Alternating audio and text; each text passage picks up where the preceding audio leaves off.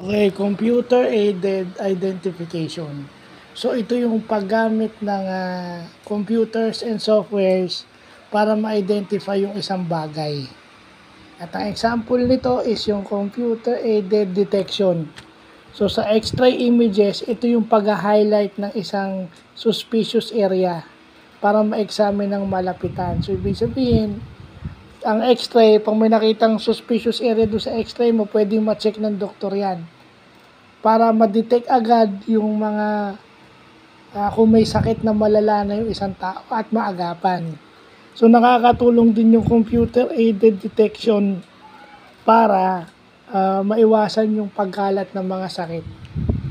So siguro yung mga